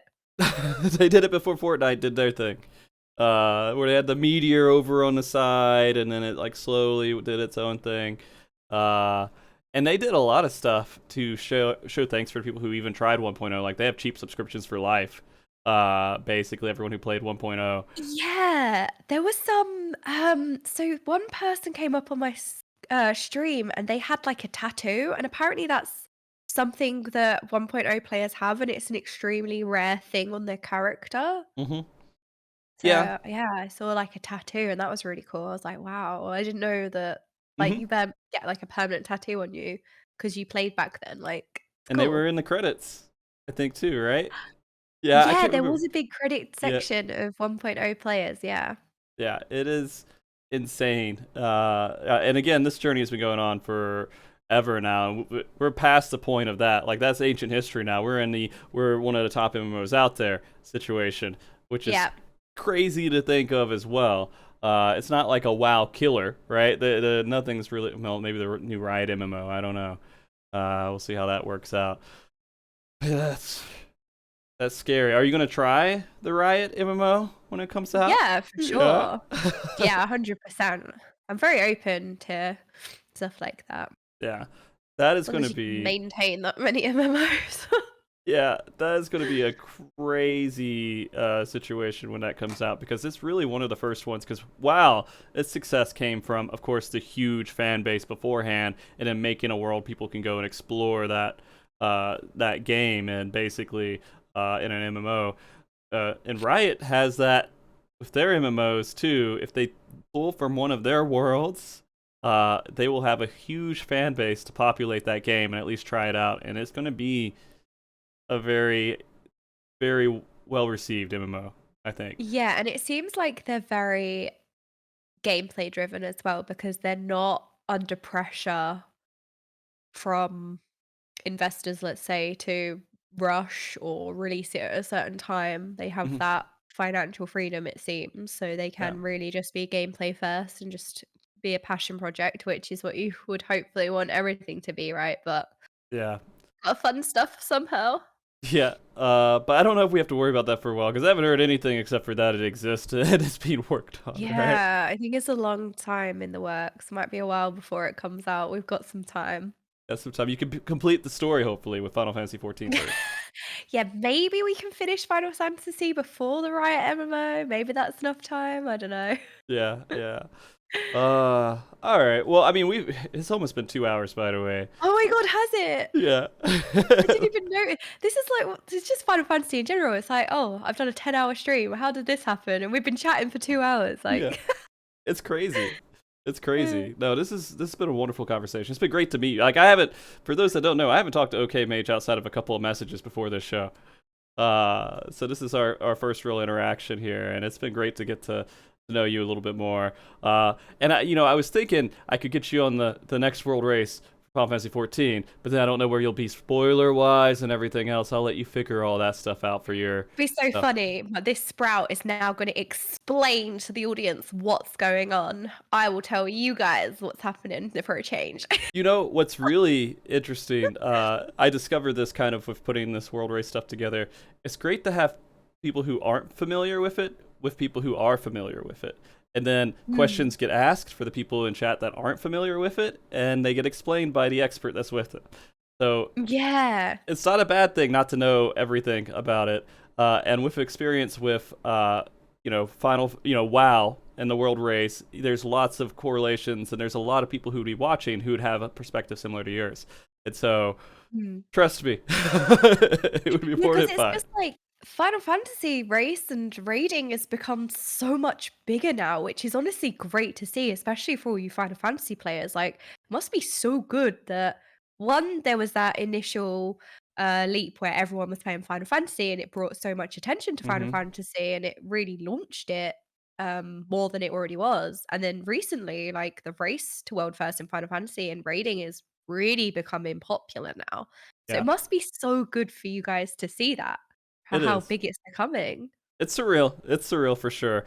We're not at the point of esports level of WoW, unfortunately, but I mean it's starting to Not work yet. that way. You can see some area, and I think in 7.0, we're gonna have a little bit of a lull, but 7.0 is gonna be like I think a pretty huge deal for the world race scene and just rating and everything in general. So that's why all this stuff coming up in the next year is gonna be super exciting to follow. Because a lot of people are starting to notice that it's a lot of fun to watch. I think the last race was huge, wasn't it? It's pretty big. I mean, like, yeah, it was definitely the biggest production I've ever put together before. I didn't fly anyone anywhere, so that was the good thing. It was all remote, so that That's the worked good out. thing about lockdown and COVID. This remote working is normalized and easier, I suppose. But maybe one day we'll fly people out like Echo and Liquid and all of them and have millions of dollars back in. So, I don't know. It's a lot. It's a lot. Yeah, I mean, the amount of effort that goes into these events is crazy. I remember watching one of Echo's podcasts of production, and they were talking about how they had a 3D model workup of the venue and they worked out the angles of the perfect positioning of the cameras and sound. I was like, oh my god, the level of detail that goes into these things is crazy. Yeah. Real heavy duty major esports stuff. Yeah. But Final Fantasy might break into that market at some point. But right now we're still doing our nice little community thing where it's working out okay with the remote stuff. But we'll see. Like, it's really getting huge now, honestly, especially after the last one. Like, as somebody who doesn't really look into anything Final Fantasy, I was aware that the race was happening, so yeah, must have been very well talked about. And it's insane because the race happens 24/7. It's not something that like goes off, right? It isn't like everyone wakes up, raids for 16 hours, and then 8 hours of sleep, which is kind of something that we were expecting. Oh my god, you guys have global release as well. Global release, and the fact that not everyone that is streaming is doing let's 100% get world race. We have to wake up, be there right when the servers come up. It's let's raid for 4 hours, go to sleep for 8, then wake up, and then they're playing and advancing, and they might be looking at strategies from the other team, and they're like advancing. So it's this whole like permanent cycle of constant like race content, and it's ultimates are a crazy thing. Savage is going to be a little bit different, just in the fact that it could be being before any team needs to go to sleep, but that's always like the determining factor. Does the team need to go to sleep or not before it gets cleared? And so we'll see. And that's going to be the last kind of bigger race before we have like a break until the next expansion, I think. There's probably going to be some smaller ones like with other content coming out, but not the rating scene really. Yeah. So we'll see. But that all being said, before we go off air, I want to give you some time here. Is there anything you want to say or talk about or go over or anything? I know it's getting kind of late where you are now too, and so you're probably getting maybe tired, unless if you're a DGen gamer like all the rest of us. It's taken every bit of willpower not to play Final Fantasy off stream. I'm like, I haven't done my scratch cards today. I need to go into the golden saucer. Yeah. What time is it? Oh my god, gate in 6 minutes? Ding donk. No, right. Right. Yeah. I just want to say that I just want to have a cringe moment and be like, just thank you for how much I've been embraced by the Final Fantasy XIV community and how welcoming and generous and amazing they've been. And this has been the best couple of weeks of my life, and that's really sad. I'm having a cringe moment, but yeah, I just can't believe it. I've never had this much fun and genuine enjoyment, and just I don't know. Trust me, it's I not a just cringe moment.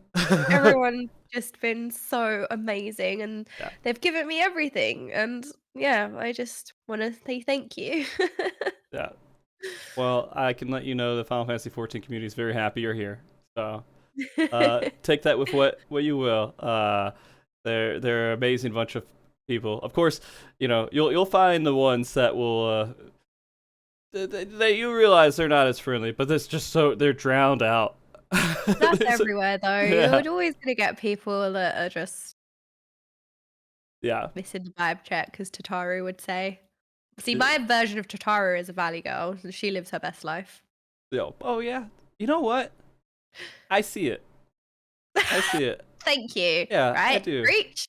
Not a northern smoker, all right? No. She is a valley girl. Oh yeah, I could 100% see that.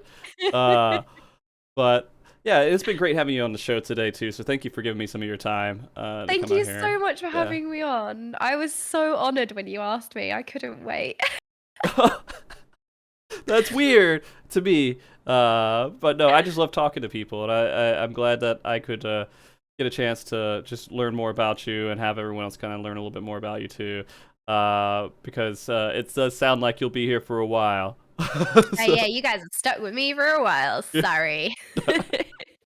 Yeah, no. But that all being said, we'll definitely try to bring you on when you get a little bit further in the story, just to get an overview and a recap of that stuff. And then, depending on what the situation looks like, you got to open invite to the world race if you want to come on for a little bit to talk about it. So I don't know how you feel, but of course, I'm sure people would be excited for it. That'll be so good.